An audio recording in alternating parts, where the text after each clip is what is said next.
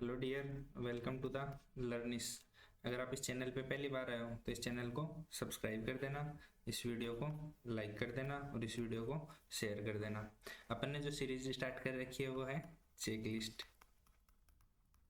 आज अपने पास में चेक लिस्ट नंबर 394। अगर आपने अब तक टेलीग्राम ग्रुप ज्वाइन नहीं किया तो ज्वाइन कर लेना @ऑफ द लर्निस ऑफिशियल। इस नेम से टेलीग्राम ग्रुप है तो उसको ज्वाइन कर लेना। तो चलो आज की चेकलिस्ट स्टार्ट करते हैं। Checklist number 394। देखो, क्वेश्चन अपने पास में क्वेश्चन क्या है कि रोहन और शिवा कर्म से 5,000 और 4,500 रुपए के साथ एक निवेश व्यवसाय शुरू करते हैं और 4 महीने बाद रोहन अपनी आधी पूंजी निकाल लेता है। देखो, एक तो रोहन है और एक है शिवा। ये कितने रुपए लगा रहा है? 5,000 रुपए। ये लगा रहा है 4,500 रुपए। ठीक है। अब 4 महीने बाद में रोहन अपनी आधी पूंजी निकाल लेता है तो 4 महीने लगाए इसने, फिर 2,500 रखे गए और फिर और 2 महीने के बाद, मतलब 4 महीने तो कंप्लीट हो गए, 2 और महीने हो जाएंगे तो 6 महीने हो जाएंगे। और शिव अपनी पूंजी का 1/3 निकाल लेता है। 1/3 हो गया 1,500, मतलब 3,000 रुपये रखेगा और 6 महीने तो यहाँ पे रखेगा। ठीक है। और 3,000 रुपये यहाँ पे रखेगा। और मोनिका 700 रुपये पूंजी के साथ व्यवसाय में जुड़ जाती है। अब मोनिका जुड़ गई यहाँ पे कितने की? 7,000 की पूंजी के साथ जुड़ जाती है। 1 वर्ष के अंत में वो लाभ कमाते हैं। तो देखो 6 महीने इसके यहाँ पे आ जाएंगे, ये 6 महीने आ जाएगी और ये इसके 8 महीने आ जाएंगे। तो देखो सबके 2 2 जीरो काट दो, 2 जीरो 2 जीरो 2 जीरो और 2 जीरो। ये किससे कट जाएगा? 4 से 4 से बाद में काट देना, पहले कट तो जाएगा। देखो ये भी कट जाएगा 4 से, लेकिन देखो सीधी कैलकुलेशन हो रही है। 50 गुणा 4 कितना हो गया? 200। तो 200 तो यहाँ पे आ गया। और 25 गुणा 8 कितना हो गया? 200। तो 200 ये आ गया। तो टोटल कितना हो गया ये? 400। ठीक है। 45 को 6 से करते हैं तो कितना जाएगा? 2 बार करेंगे तो 90 और 3 बार करेंगे तो 270 और 6 3 18 180 आ जाएगा। तो 450 ही आ जाएगा। ठीक है। और ये कितना आ जाएगा? 7 को 42 420 ही आ जाएगा। तो 1 0 1 0 1 0 40 45 और 42 आ गया। अब जो प्रॉफिट हो रहा है वो कितना हो रहा है? 150 152 40, मतलब 15,240। तो 40 40 40 कितना हो गया? 120 और 127 हो गए। 127 की वैल्यू दे रखी है अपने को 15240। ये स्लाइड कटी हो गया ना। तो 127 एकम 127 पीछे कितना बचाएगा? 25। तो 27 25 बच जाएगा ना, तो कितना आ जाएगा? 127 गुणा 2 254। तो एक की वैल्यू आ गई, जो 1 यूनिट है उसकी वैल्यू आ गई 120। पूछा क्या है? शिव का हिस्सा। शिव कितना है? 45। तो 45 गुणा 120, मतलब 45 को 20 12 से मल्टीप्लाई कर दो, 450 और 90, 450 90 5400। ऑप्शन डी इस क्वेश्चन का करेक्ट आंसर हो जाएगा। उम्मीद करता हूँ ये क्वेश्चन आपको समझ में आ गया होगा। नेक्स्ट क्वेश्चन देखो, क्वेश्चन नंबर 2। एक वस्तु का अंकित मूल्य 275 रुपए, दुकानदार 5% की छूट देता है और उसे 4.5% का लाभ मिलता है। वस्तु का वास्तविक लागत मूल्य क्या है? मतलब सीपी पूछा है अपने को। ठीक है। और बोल दिया कि जो मार्कअप प्राइस है वो कितना है? 275 है। ठीक है। इसमें देखो आप ना एक फॉर्मूला लगा देना, मतलब उसमें 2 बार वैल्यू नहीं निकालनी पड़ेगी। एमपी अपॉन में सीपी। ठीक है। 100 प्लस प्रॉफिट और 100 माइनस डिस्काउंट। प्रॉफिट कितने का हो रहा है? 4.5% का ना, तो कितना हो जाएगा? ये 104.5 हो जाएगा। नीचे डिस्काउंट 5 माइनस कर दिया तो कितना हो जाएगा? 95। ये पॉइंट हटाया तो यहाँ पे आ जाएगा 0। 19 से काट दिया 5 बार, 19 से काट दिया, 19 5 95, 4 बच गया, 19 5 95। इसको काट दो आप 5 से 10 बार और 5 से काट दिया तो 11 बार। तो जो एमपी और जो सीपी का रेशियो है वो कितना आ गया? 11 और 10 आ गया। ठीक है। अब बोल रहा है कि उसका एमपी है वो कितना है? 275। तो 11 से काट दिया, 11 दूनी 22, 11 पंजी 55। तो सीपी कितना आ गया? 25 गुणा 10 कितना आ गया? 250। ऑप्शन ए इस क्वेश्चन का करेक्ट आंसर हो जाएगा। उम्मीद करता हूँ ये क्वेश्चन आपको समझ में आ गया होगा। नेक्स्ट क्वेश्चन देखो, क्वेश्चन नंबर 3। 144 लीटर के एक बर्तन में दूध और पानी से भरा जाता है। बर्तन का 70% दूध और 30% पानी निकाल लिया जाता है, तो यह पाया जाता है कि बर्तन 55% खाली है। तो दूध की प्रारंभिक मात्रा ज्ञात कीजिए। देखो मिल्क है वो कितना हो गया? 70%। ठीक है। वाटर है वो कितना हो गया? 30%। और जो टोटल जो खाली हो जाएगा वो कितना हो जाएगा 55%। तो यहाँ से कितना आ जाएगा 25% और ये कितना आ जाएगा 15%। 5 से काटा तो 5 3 15 और 5 5 25, मतलब 5 और 3 8 आ गया। टोटल क्वांटिटी कितनी आ गई 8, लेकिन ये 8 नहीं बोल के कितनी है 144 लीटर, मतलब 8 की वैल्यू कितनी होगी 144। तो 8 से काट दिया तो 8 एक 8 8 8 64, मतलब 18 बार चला जाएगा। दूध की प्रारंभिक मात्रा कितनी हो जाएगी 5, तो 5 गुणा 18 गुणा 5 कितना हो जाएगा 90 लीटर। ऑप्शन 20 क्वेश्चन का करेक्ट आंसर हो जाएगा। उम्मीद करता हूँ क्वेश्चन आपको समझ में आ गया होगा। नेक्स्ट क्वेश्चन देखो, एक जार में दो तरल पदार्थ ए और बी का मिश्रण 5 और 4 के अनुपात में है। जब 27 लीटर मिश्रण निकाल लिया जाता है और 27 लीटर तरल बी जार में डाला जाता है तो अनुपात 7:11 हो जाता है। तो शुरू में जार में कितने लीटर मिश्रण था? देखो 2 जार हो गए, ए और बी है, ठीक है, 5 और 4 के रेशियो में, ठीक है। अब इसमें से 27 लीटर मिश्रण निकाल लिया तो जो रेशियो रहेगा वो 5 4 ही तो रहेगा। अब 27 लीटर बी डाल दिए इसमें, बी कितना डाल दिया इसमें 27 लीटर डाल दिया, जिससे रेशियो कितना हो गया 7 और 11। देखो ए यहाँ पे कितना है 5 और ए यहाँ पे कितना है 7, तो दोनों को बराबर कर लो। ऊपर वाले को कर दो 7 से मल्टीप्लाई, नीचे वाले को कर दो 5 से मल्टीप्लाई। तो देखो ए और बी है, जो नया रेशियो कितना आ गया 7 पंजू 35 और 7 चौक 28। नीचे वाले को क्या तो 5 से 7 पंजू 35 और 11 पंजू 55। यहाँ से कितनी वैल्यू इंक्रीज हो रही है 27 हो रही है ना, और अपने को भी बोला है कि 27 ही इंक्रीज हुई है, 27 ही इंक्रीज हुई है, ये बोला है ना। तो देखो 27 की वैल्यू कितनी होगी 27, तो 1 की वैल्यू कितनी होगी 1 हो गई, ठीक है। पूछा गया है शुरू में कितना लीटर था, in how many litre of mixture was there in jar initially, starting में कितना था।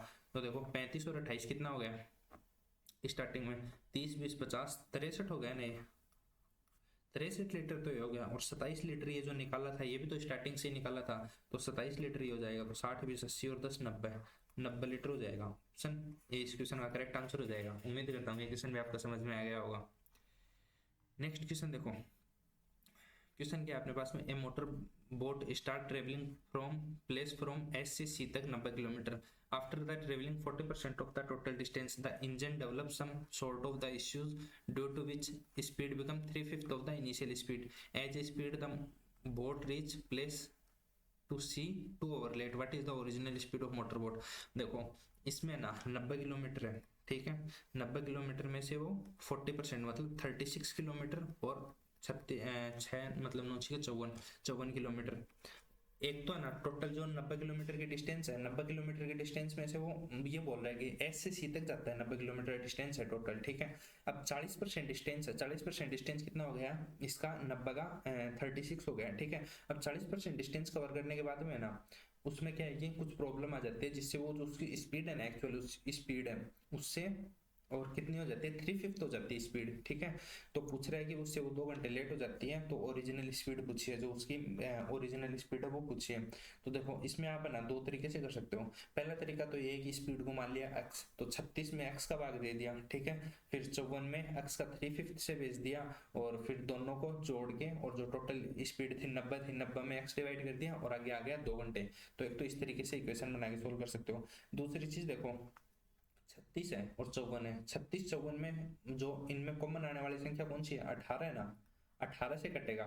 36 है और 54 दोनों 18 से कटेंगे, तो देखो 15 तो 5 आएगा, तो 5 तो कोई से में भी नहीं आ रहा ना, 36 में आ रहा ना 54 में आ रहा, 5 वैसे कट जाएगा। 16 है इससे भी परफेक्ट नहीं कटेगा, 13 है इससे भी परफेक्ट नहीं कट रहा, और 12 है, 12 से मतलब 36 तो कट जाएगा लेकिन 54 नहीं कटेगा, तो 12 से 36 कट जाएगा, 54 नहीं कटेगा, तो 12 नहीं आएगा। तो एक बार अपन 18 से एक करते हैं, ठीक है। अगर टोटल डिस्टेंस कितनी है 90 किलोमीटर है और 18 से जाता है तो कितने घंटे लग रहे हैं उसको 5 घंटे लग रहे हैं। ये उसकी 18 क्या है उसकी एक्चुअल स्पीड है, जो एक्चुअल स्पीड है, ठीक है। बाकी इसको अक्से भी कर सकते हो, लेकिन बेस्ट यही है कि आप ऑप्शन से जाओ, ठीक है।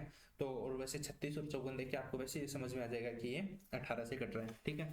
तो यहाँ से देखो एक्चुअल स्पीड जो उसको टाइम लगना चाहिए था वो कितना लगना चाहिए था, जो टाइम लगना चाहिए था उसको 5 घंटे लगने चाहिए थे, लेकिन अब उसको कितना लग रहा है देखो 36 किलोमीटर तो जाता है वो, 36 किलोमीटर तो जाता है वो ओरिजिनल स्पीड से, मतलब 18 से जाता है, ठीक है। जो 54 किलोमीटर जाता है वो 18 का 3/5, 3 और 5 ऊपर चला जाएगा, ठीक है, इससे जाता है।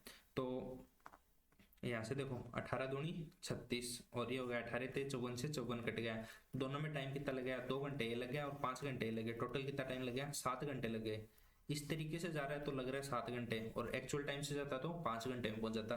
कितने घंटे लेट हो रहा है? 2 घंटे लेट हो रहा है ना, और अपने को क्वेश्चन में बोला है 2 घंटे लेट हो रहा है। और अगर ये 2 घंटे भी नहीं हो गए, मान लो 4 घंटे आ जाता, मान लो कि है ना यहाँ पे जो वैल्यू है ना, मैं पानी पी लेता हूँ एक बार।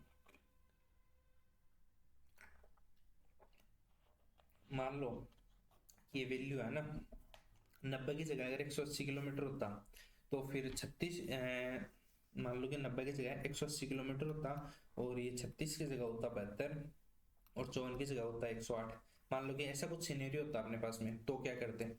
तो देखो ये अपने पास में इस तरीके से 2 घंटे आ रहे हैं ना, तो फिर वो यहाँ पे भी तो ये बोलता है कि ये 4 घंटे लेट हो रहा है, यही तो बोलता है क्वेश्चन में। तो अपने पास में ये यहाँ पे 2 घंटे आ रहा है, मतलब अपने को जो अपने जो एक्चुअल जो स्पीड मानी है उसकी डबल करनी पड़ेगी, तब जाके 4 घंटे आ जाएगा। तो फिर अपन अपनी जो स्पीड है अगर 180 होता तो स्पीड कितनी आ जाती? 36 आ जाती, और अभी कितनी आ रही है? 18। उम्मीद करता हूँ जो इस क्वेश्चन के पीछे जो कंसेप्ट लगाया ना मैंने, मतलब हवा में नहीं लगाया ये चीज की, मतलब 18 लगा दिया ऐसे लगा दिया, वो इसके पीछे जो एक्चुअल लॉजिक है ना वो मैंने आपको 180 वाले से समझा दिया। उम्मीद करता हूँ ये भी आपको समझ में आ गया होगा ना।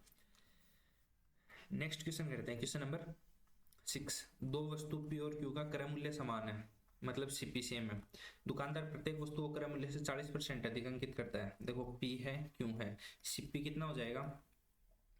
सीपी हो गया 100 मान लो, वो क्या जाएगा? एमपी हो गया, मार्केट प्राइस कितना हो गया? 40% अधिक अंकित करता है, 140 140। वस्तु पी पर 25% की छूट दी जाती है, तो एस पी कितना हो जाएगा? देखो इस पे 25%, 140 का 25% कितना होता है? 35 35 70, और 70 70 140, मतलब 35 हो गया। 35 कम कर दिया तो 105 में बेच देगा। और वस्तु क्यों पे 20% की छूट दी जाती है, तो 140 का 20% कितना हो गया? 28। 28 कम कर दिया तो 112 में बेच देगा। ठीक है, दोनों वस्तु पर अर्जित कुल लाभ कितना है? 34 रुपए। देखो ये 100 में ले गया, 105 में बेच रहा है, मतलब 5 का लाभ तो यहाँ से हो गया। 100 में लेके आए, 112 में बेच रहा है, 12 का लाभ यहाँ पे हो गया। टोटल कितने का लाभ हो गया? 17 का। लेकिन ये बोल रहा है कितने का हो रहा है? 34 का। तो एक की वैल्यू आ जाएगी 2। पी और क्यू का मतलब कुल लागत मूल्य क्या है? टोटल कॉस्ट, टोटल सीपी पूछी है, तो अपने कितनी मानी थी? 100 और 100 200 थी ना, तो 200 का 2 गुणा कर दो, कितना हो जाएगा? 400। ऑप्शन ए इस क्वेश्चन का करेक्ट आंसर हो जाएगा। उम्मीद करता हूँ ये क्वेश्चन में आपको समझ में आ गया होगा। नेक्स्ट क्वेश्चन देखो, a class decided to have a party of total cost हो गई 1450 रुपए। टोटल कॉस्ट हो गई 1450 रुपए। 4 student decide to stay out of the party to meet the expenses. The remaining student has increase their share by 8। What is the original share per student? देखो इसको भी है ना दो तरीके से कर सकते हो, या तो 145 है ना, 145 है तो 29 का मल्टीपल तो इसमें नहीं है। ठीक है, देखो मान लो कि है ना जो टोटल कॉस्ट थी, मतलब ओरिजिनल जो कॉस्ट थी ना, ओरिजिनल कॉस्ट है उसको मान लिया मैंने x रुपए है, तो स्टूडेंट कितने आ जाएंगे कि 1450 रुपए है, उसमें ओरिजिनल कॉस्ट का भाग दे दिया तो इतने स्टूडेंट आ जाएंगे ना। ठीक है, अब इन स्टूडेंट में से अगर 4 स्टूडेंट बाहर रह गए, तो जो एक्चुअल कॉस्ट थी वो कितनी हो गई? 8 से बढ़ गई, ओरिजिनल कॉस्ट से 8 से बढ़ गई, और ये आ गई 1450 रुपए। अब देखो यहाँ पे सबसे बेस्ट तरीका है, यहाँ पे वैल्यू पुट कर लो, और वैल्यू भी देखो अगर इससे काटनी है ना 50 है, तो लास्ट में 5 से कटने वाली संख्या कटेगी। देखो 48 से कटेगा नहीं, 51 से कटेगा नहीं, 17 का मल्टीपल है नहीं यहाँ पे। ठीक है, 54 18 दिए 54, 29 गुणा 5 होता है 145। 50 रख के देखो, देखो 1450 अपॉन में 50 माइनस 4, और वैसे करोगे तो देखो ये अक्स से जो अक्स मल्टीप्लाई होगा ना आगे, तो क्वाड्रेटिक बनेगी। क्वाड्रेटिक का कोई मतलब है नहीं, और ऑप्शन अपने पास में 5 है ना, तो यहाँ पे हो जाएगा 50 और 8 58 इजिकल टू 1450। तो 1 0 से 1 0 कैंसिल, ये हो जाएगा 29, तो 29 में से 4 गया तो 25, और ये हो जाएगा 58 बराबर 1450। तो इसको लिख दो 50/2, 50/2 तो हो गया 25, ये हो गया 58 इजिकल टू 1450। तो देखो 2 से काट दिया तो 29 बार, तो 29 गुणा 5 कितना होता है? 145। ऑप्शन ऑप्शन क्या मतलब आंसर अपने बी हो जाएगा 50। आंसर देखो मैच हो गया ना। उम्मीद करता हूँ ये क्वेश्चन भी आपको समझ में आ गया होगा। नेक्स्ट क्वेश्चन देखो, क्वेश्चन नंबर 8, 5 वर्ष पूर्व ए की आयु उसकी वर्तमान आयु के आधे से 8 वर्ष अधिक थी। ए की वर्तमान आयु मैंने मान लो कि ए है, तो 5 वर्ष पूर्व उसकी आयु उसकी वर्तमान आयु के आधे से 8 वर्ष अधिक थी। तो ये कितना हो जाएगा, a minus a by two equal to 13। ये a बाई टू बच जाएगा, a by two equal to 13, और a की वैल्यू आ जाएगी अपने पास में 26 साल। अब बोल रहा है कि 2 वर्ष पूर्व b की आयु और उस समय a की आयु का अनुपात कितना था, 2 और 3। ए और बी का जो रेशियो दे रखा है वो 2 और 3 है। ये कब है, 2 साल पहले। ए की परसेंटेज कितनी है, 26 है ना, 26 में से 2 कम कर देंगे तो कितना आ जाएगा, 24। तो 2 की वैल्यू होगी 24, तो 1 की वैल्यू हो गई 12, तो 3 की वैल्यू कितनी हो जाएगी, 12 3 36। ठीक है, अभी हो गई 36। अब 36 में से है ना, ये 2 साल पहले की एज है, तो परसेंटेज कितनी आ जाएगी, 36 और 2 38। तो बी की जो परसेंटेज है वो कितनी आ जाएगी, 38। यदि 10 वर्ष बाद सी की आयु 2 वर्ष पहले बी की आयु की 3 गुनी होगी, if the age of C is 10 year hence will thrice of age of 2 year ago। C की आयु 2 वर्ष पहले B की आयु की 3 गुनी होगी। जो C की एज है, इसमें ना कुछ मिस्टेक कर दी यहाँ पे, B की 2 वर्ष पूर्व B की आयु A की आयु का 2 वर्ष पूर्व 2 और 3 था, 2 वर्ष पूर्व, तो 2 की वैल्यू 24 12 36, कुछ तो मिस्टेक किया, 8 और 5 13 दूनी 26।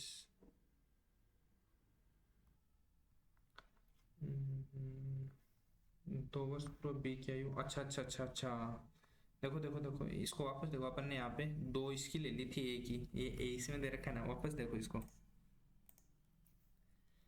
देखो 5 वर्ष पूर्व ए की आयु ए की वर्तमान आयु के आधे से 8 वर्ष अधिक है, तो ये कितना हो जाएगा, ए माइनस टू इजिकल टू 8 और 5 13। तो ए की वैल्यू कितनी आ जाएगी, यहाँ से 26 आ जाएगी ना, ये तो समझ गए होंगे कैसे आई। तो ए की एज आ गई 26। अब ये बोल रहा है कि 2 वर्ष पूर्व जो बी की आयु और ए की आयु का अनुपात हो गया 2 और 3। देखो 2 वर्ष पूर्व, ए बाद में दे रखा है ना, अपन ने ये पहले ले लिया था, तो यहाँ पे देखो 2 वर्ष पूर्व कितनी हो जाएगी, 24, तो 8 के 24, तो ये कितनी हो जाएगी 16। तो बी की जो परसेंटेज हो जाएगी वो कितनी हो जाएगी, 18 हो जाएगी। ठीक है, यदि 10 वर्ष बाद सी की आयु है 10 वर्ष बाद में, 2 वर्ष पहले बी की आयु 2 वर्ष पहले कितनी हो जाएगी, 16 साल। 16 साल हो जाएगी ना 2 वर्ष पहले की 3 गुनी होगी, मतलब 16 का 3 गुना कितना हो गया, 48। तो सी की वर्तमान आयु कितनी हो जाएगी, 48 में 10 चला गया तो 38। ऑप्शन 20 क्वेश्चन का करेक्ट आंसर हो जाएगा। उम्मीद करता हूँ ये क्वेश्चन भी आपको समझ में आ गया होगा। देखो इस क्वेश्चन में ना क्या है, 5 साल पहले जो ए की वर्तमान आयु है उसके आधे से 8 साल ज्यादा तो हो गई यहाँ पे जो ए की आयु है, तो ए की एज हो जाएगी 26। फिर जो अपन ने पहले मिस्टेक कर दी थी ना, वो मिस्टेक ये थी कि जो बी है ना, जो बी की और ए की जो दोनों है ना वो अलग अलग दे रखी थी, मतलब ए बाद में दे रखा था, बी पहले दे रखा था, उस वजह से हो गया। उम्मीद करता हूँ ये क्वेश्चन आपको समझ में आ गया होगा।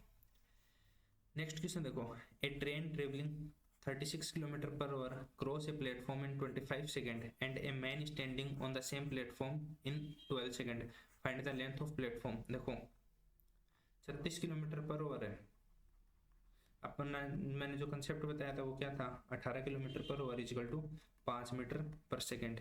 तो 18 गुणा 2 36 किलोमीटर पर आवर है, तो 10 मीटर पर सेकंड ये हो जाएगी ट्रेन की स्पीड। और अगर ऐसे नहीं याद हो तो जो अपन 5/18 से निकालते हैं वैसे निकाल लेना इसको, तो 10 मीटर पर सेकंड ये हो जाएगी ट्रेन की स्पीड ऑफ ट्रेन, स्पीड हो जाएगी 10 मीटर पर सेकंड। अब बोलता है कि प्लेटफॉर्म को क्रॉस करती है, तो ट्रेन और प्लेटफॉर्म दोनों को क्रॉस करेगी, जो डिस्टेंस होगी वो 10 मीटर पर सेकंड से 25 सेकंड में, तो टोटल कितनी हो जाएगी ट्रेन प्लस प्लेटफॉर्म मिला के 250। अकेले अगर उसमें जो मैन खड़ा है उसको करेगी तो खुद की लेंथ को करेगी, तो ट्रेन खुद की लेंथ को करेगी 12 सेकंड में, स्पीड कितनी है 10, तो ट्रेन की लेंथ कितनी जाएगी 120।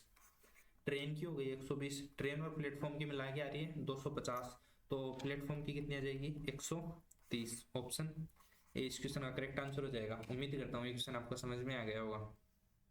नेक्स्ट क्वेश्चन देखो, पी और क्यू ने क्रमशः 10,000 और 15,000 के निवेश के साथ में एक व्यवसाय शुरू किया। 4 महीने बाद आर 20,000 के साथ में जुड़ गया। पी है, क्यू है, 10,000 के साथ में और 15,000 के साथ में निवेश शुरू किया। 4 महीने बाद आर 20,000 के साथ जुड़ गया, आर जुड़ गया 20,000 के साथ में, कितने महीने, 4 महीने बाद में। 8 महीने इसने लगाए, 12 महीने इसने लगाए और 12 महीने इसने लगाए। 1 वर्ष पूरा होने के बाद पी आर के वार्षिक लाभ का अंतर ये होगा। देखो 3 जीरो काट दो पहले तो, ठीक है, और 4 से 4 दूनी 8, 4 दिए 12 और 4 दिए 12, और इसको काट दो 5 से, 5 चौको 20, 5 दिए 15 और 5 दूनी 10। तो ये कितना हो जाएगा 6, 9 और ये कितना हो जाएगा 4 दूनी 8। अब बोल रहा है कि जो P और R के लाभ का अंतर है कितना हो गया बीच का, P और R का 2 की वैल्यू दे दी इसने 18,000, 1 की वैल्यू दे दी 9,000। तो बोल रहा क्या है R के हिस्से की गणना कीजिए। R का कितना हो गया 8, तो 9 गुणा 8 कितना हो गया 72,000। ऑप्शन 20 क्वेश्चन का करेक्ट आंसर हो जाएगा। उम्मीद करता हूँ ये क्वेश्चन भी आपको समझ में आ गया होगा। नेक्स्ट क्वेश्चन देखो, एक निश्चित राशि साधारण ब्याज की निश्चित दर से 2 वर्ष में 1260, 2 साल में हो रही है 1260 और 3.5 साल में हो रही है 1455, ठीक है, 1455 हो रही है और 1260। तो यहाँ से जो इंटरेस्ट मिल जाएगा देखो कितना हो रहा है 1.5 साल में, 1.5 साल को 1.5 ईयर में कितना मिल रहा है। अगर ये 1460 होता तो 200 हो जाता, लेकिन ये 5 कम है तो 195 का इंटरेस्ट मिल रहा है। तो इसको 10 कर लो तो 15 एकम 15, 15 दिए 45, मतलब 1 साल में जो ब्याज मिल रहा है ना वो कितना मिल रहा है 130 रुपए का ब्याज मिल रहा है, जो 1 साल में ब्याज मिल रहा है। अगर 1 साल में 130 रुपए का ब्याज मिल रहा है तो 2 साल में कितना मिल जाएगा 260 रुपए का ब्याज मिल जाएगा। ये यहाँ पे 2 साल में मिल रहा हुआ ब्याज है ना 260 का, मतलब प्रिंसिपल कितना था 1000 प्रिंसिपल है, 1000 तो प्रिंसिपल है, 260 ब्याज हो गया, तो 2 साल में कितना हो गया 1260 हो गया। अब 1 साल में ब्याज कितने का मिल रहा है 130 का मिल रहा है ना, तो 1000 पे 130 का ब्याज मिल रहा है। इंटरेस्ट रेट कितनी हो जाएगी 13% हो जाएगी ना, 13%। ऑप्शन सी इस क्वेश्चन का करेक्ट आंसर हो जाएगा। उम्मीद करता हूँ ये क्वेश्चन आपको समझ में आ गया होगा। देखो इस क्वेश्चन के अंदर है ना सबसे पहले मतलब आपको ना प्रिंसिपल वैल्यू के ऊपर जाना है, जो 2 साल आ रही है ना, तो 2 साल के अंदर और जो 3.5 साल में जो 2 साल का गैप दे रखा है ना उस गैप में आपको वो देखना है। जो 2 साल का गैप दे रखा है उसमें 1 साल का ब्याज निकाल लेना, फिर जितने साल आगे आ रहे हैं ना जैसे 1.5 साल 2 साल जितना भी आगे आ रहा है तो उतना पीछे जाके प्रिंसिपल वैल्यू पे कैलकुलेट करना है जो ब्याज है वो।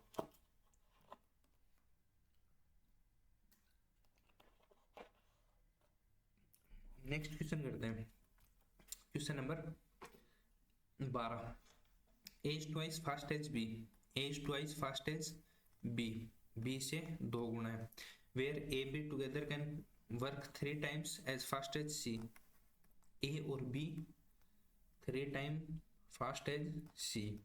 देखो C की 1 आ रही है और A प्लस B की मिला के 3 आ रही है, और यहाँ से भी देखो A प्लस B की मिला के 3 ही आ रही है, मतलब तीनों की जो एफिशिएंसी है वो सेम ही रहेगी, इसकी 2, इसकी 1 और इसकी 1।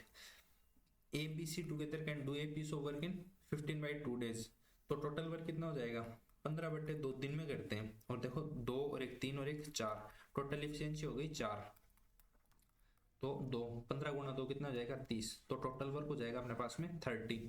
Find the time taken by B और C together to complete the work. B और सी देखो 30 टोटल कंप्लीट होगा, और बी और सी 1 और 1 2 के एफिशिएंसी से करेंगे, कितने दिन में कर देंगे 15 दिन में। ऑप्शन डी इस क्वेश्चन का करेक्ट आंसर हो जाएगा। उम्मीद करता हूँ ये क्वेश्चन भी आपको समझ में आ गया होगा।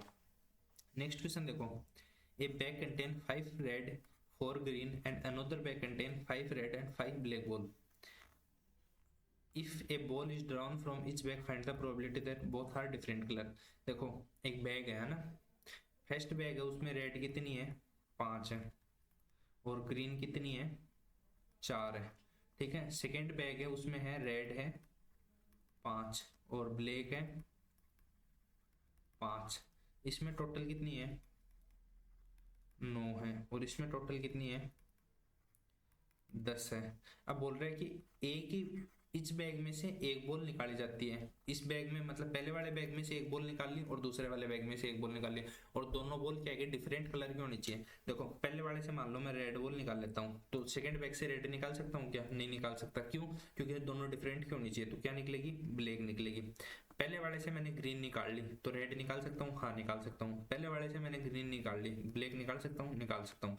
तो यही केस बनेंगे। देखो 5 में से 1 निकाल ली और 9 में से 1 निकाल ली, ये तो हो गया रेड का केस। सेम ऐसे ही ब्लैक ब्लैक ब्लैक 5 में से एक हो जाएगी और 10 में से एक हो जाएगी। तो एक केस तो ये बन गया आर और जी का।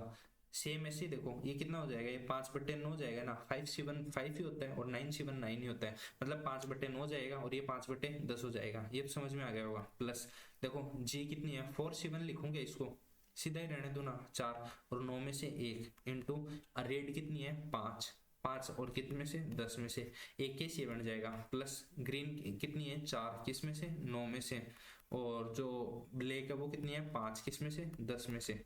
ये अपने पास में टोटल वो बन जाएंगे। तो इसको देखो C1 को इसमें से भी हटा देते हैं, सीधा ही रखते हैं 5/9 और ये कितना हो जाएगा 5/10।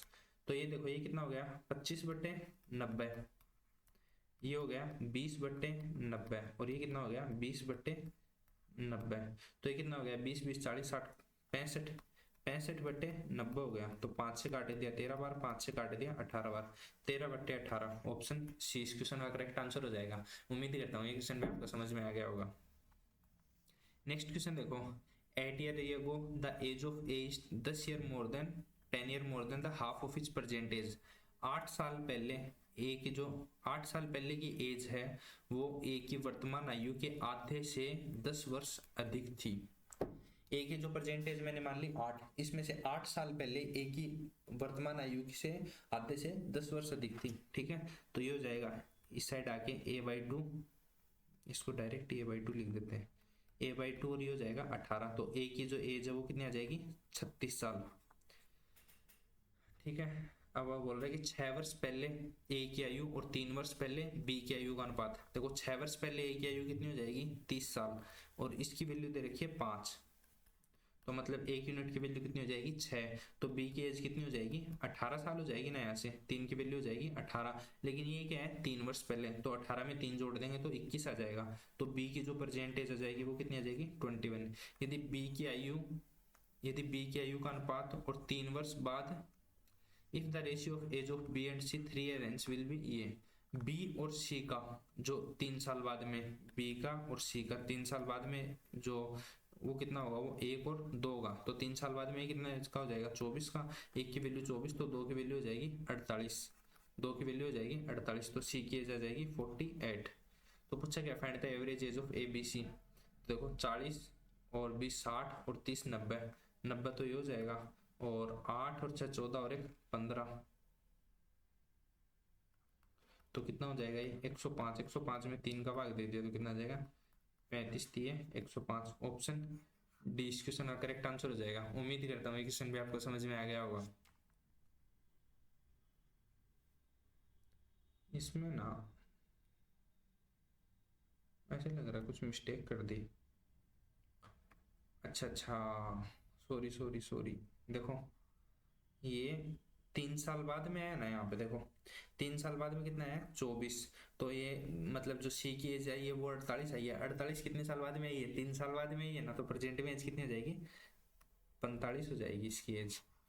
तो ये 45, ये 3 कम हो जाएगा तो कितना हो जाएगा 105 की जगह हो जाएगा 105 की जगह हो जाएगा 102। 102 में 3 का भाग देंगे तो आ जाएगा 34। ऑप्शन बी इस क्वेश्चन का करेक्ट आंसर हो जाएगा। उम्मीद करता हूँ ये क्वेश्चन भी आपको समझ में आ गया होगा। नेक्स्ट क्वेश्चन करते हैं, question number 15। A man swim in a stream, find that in a given that he swim twice as far in the upstream as he can against it, at what rate does he swim if the speed of stream, ये हो गई। देखो ये बोल रहा है कि जो अप स्ट्रीम और डाउन स्ट्रीम है ना, इसमें जितना जाता है जो स्पीड का रेशियो हो गया, इसमें अगर 1 है तो इसमें 2 है, तो इसमें टाइम लग जाएगा 2 और इसमें लग जाएगा 1। सीधी सीधी यही बात बोल रहे हैं। ठीक है, अब बोट की स्पीड है वो कितनी आ जाएगी, दोनों को जोड़ के 2 का भाग दे दो मतलब 3/2, और स्ट्रीम की स्पीड आ जाएगी दोनों घटा के 1/2। अरे 1/2, इनको ना अक्स मान लो, ठीक है, क्योंकि ये फ्रैक्शन में वैल्यू है फिर दिक्कत होगी।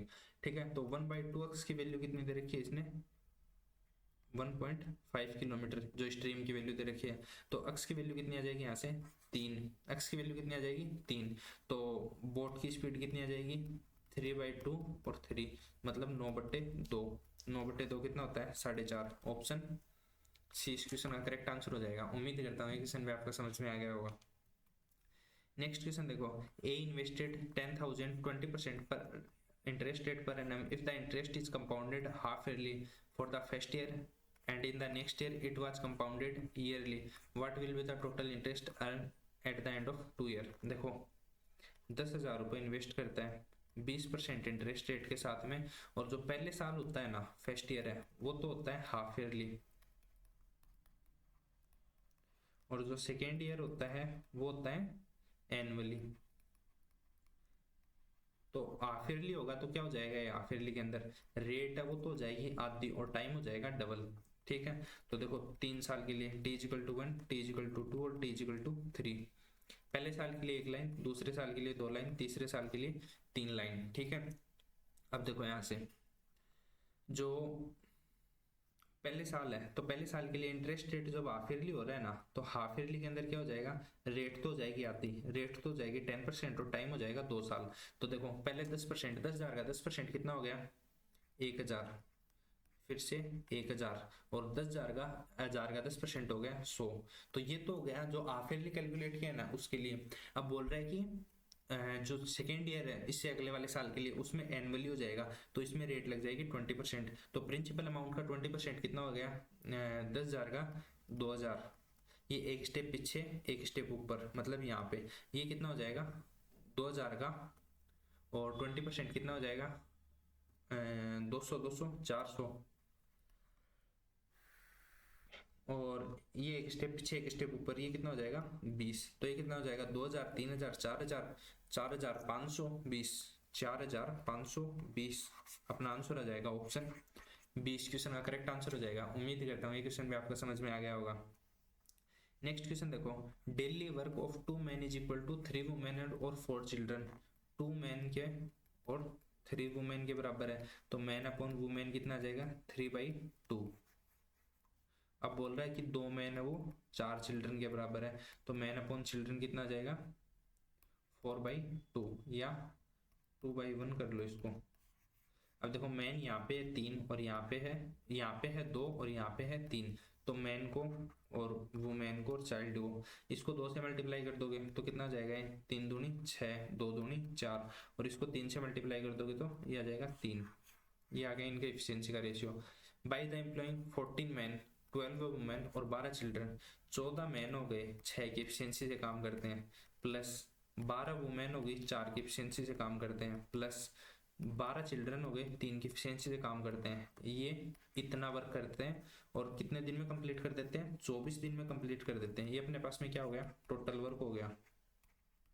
तो टोटल वर्क कितना हो गया 14 पंजे 70, 14 छिकी 84, 12 चौक 48 और 12 तिये 36। तो ये कितना हो गया देखो 8 4 12 और 3 15, 150 तो ये हो गया, और 6 मतलब 10 ये हो गया 160 और 168 हो गया। 168 यूनिट काम हो गया इंटू 24, ये हो गया अपने पास में टोटल वर्क। टोटल वर्क आ गया अपने पास में 168 इंटू 24। ठीक है, अब बोल रहा है कि if it is required to finish 24 days only women available work in how many them will be required. देखो काम कितना हो गया 168, दूसरे पेन से लिख देता हूँ यहाँ पे है ना, 168 गुणा 24, ये तो हो गया टोटल वर्क। ठीक है, और इसको कंप्लीट करते हैं 24 दिन में, और ओनली वुमेन करते हैं, वुमेन की एफिशिएंसी हो गई 4, तो कितने वुमेन रिक्वायर्ड होंगे, वुमेन रिक्वायर्ड होंगे 24 से 24 कैंसिल, 4 से काटा जाए तो 4 चौक 16, 4 दूनी 8, 42 वुमेन। ऑप्शन सी इस क्वेश्चन का करेक्ट आंसर हो जाएगा। उम्मीद करता हूँ ये क्वेश्चन भी आपको समझ में आ गया होगा। नेक्स्ट क्वेश्चन देखो, ए की वर्तमान आयु और बी की वर्तमान आयु का अनुपात 16 और 7 है। ए की और बी की जो प्रेजेंट एज है, प्रेजेंट एज का जो रेशियो है वो कितना हो गया 16 और 7 हो गया। 12 वर्ष बाद ए की आयु बी की आयु की दोगुनी होगी, ए की आयु बी की आयु की दोगुनी होगी। ये कितनी होगी 12 साल बाद में। यहाँ पे डिफरेंस आ रहा है 1 का, यहाँ पे डिफरेंस आ रहा है 9 का, तो इसको नीचे वाले को भी 9 से मल्टीप्लाई कर दो, तो जो ए की और बी की जो एज आ जाएगी वो 16 और 7, ये हो जाएगी 18 और 9। यहाँ से कितनी बढ़ रही है 2, लेकिन ये बोल रहा है कि 12 साल बाद में, तो 2 की वैल्यू कितनी आ जाएगी 12, 1 की वैल्यू कितनी आ जाएगी 6। तो जो परसेंटेज है ए की कितनी हो जाएगी 16 गुना 6 कितनी हो जाएगी 96, बी की हो जाएगी 7 6 42। पूछा गया अपने को ए की वर्तमान आयु कितनी हो जाएगी 96। ऑप्शन सी इस क्वेश्चन का करेक्ट आंसर हो जाएगा। उम्मीद करता हूँ ये क्वेश्चन भी आपको समझ में आ गया होगा। नेक्स्ट क्वेश्चन देखो, average salary of entire staff in office is 3200 per month and the average salary of officer की होगी 6800 और नॉन ऑफिसर की होगी 2000। Number of officer is 5, then find the number of non officer. देखो entire staff की तो है 3200 और जो ऑफिसर है ऑफिसर की होगी 6800 और जो नॉन ऑफिसर है उनकी हो गई 2000 और सबकी मिला के हो गई 3200। तो यहाँ से देखो ये कितना हो गया 1200 और ये कितना हो गया 6 3 3600। तो 1200 3600 एक रेशियो 3 आ जाएगा। तो इसने बोला कि ऑफिसर नंबर ऑफ ऑफिसर कितने हैं 5, तो एक की वैल्यू हो गई 5, तो 3 की वैल्यू कितनी हो जाएगी 15। पूछा क्या है नॉन ऑफिसर कितने हो जाएंगे 15। ऑप्शन सी इस क्वेश्चन का करेक्ट आंसर हो जाएगा। उम्मीद करता हूँ ये क्वेश्चन भी आपको समझ में आ गया होगा। नेक्स्ट क्वेश्चन देखो, 40% of A is 30% of B. 40% की फ्रैक्शन वैल्यू कितनी होती है 2/5 of A is equal to 3/10 of B. तो देखो 5 एकम 5, 5 दूनी 10, तो a बट्टे बी कितना आ जाएगा 3/4। अब बोल रहा है कि and b is equal to 2x% of A. B कितना है 4 is equal to 2 into x% हो गया x/100 ऑफ ए कितना हो गया 3। ठीक है, तो यहाँ से देखो 2 से काट दिया, 2 दूनी 4, तो ये इस साइड जाके मल्टीप्लाई हो जाएगा, ये हो जाएगा 200, ये डिवाइड में चला जाएगा 200/3 बराबर में आ जाएगा x। तो x की वैल्यू कितनी आ जाएगी 66.66%। ऑप्शन ए इस क्वेश्चन का करेक्ट आंसर हो जाएगा। उम्मीद करता हूँ ये क्वेश्चन भी आपको समझ में आ गया होगा। इसी क्वेश्चन के साथ में अपने जो अर्थमेटिक के 20 क्वेश्चन है वो कंप्लीट हो गए। अगर आपको वीडियो अच्छा लगा तो वीडियो लाइक कर देना, चैनल को सब्सक्राइब कर देना, एक अच्छा सा कमेंट कर देना, आपके जितने भी ग्रुप है ना उस ग्रुप में शेयर कर देना। टेलीग्राम ग्रुप ज्वाइन नहीं किया तो ज्वाइन कर लेना @the_learnis ऑफिशियल। इंस्टाग्राम पेज है उसको फॉलो कर लेना, वो भी है @the_learnis ऑफिशियल। और यूट्यूब का जो यूजर नेम है वो भी क्या है @the_learnis ऑफिशियल। ठीक है, इस नेम से सर्च कर लेना। तो चलो मिलते हैं नेक्स्ट क्लास में। Thank you so much, bye bye, take care, God bless you.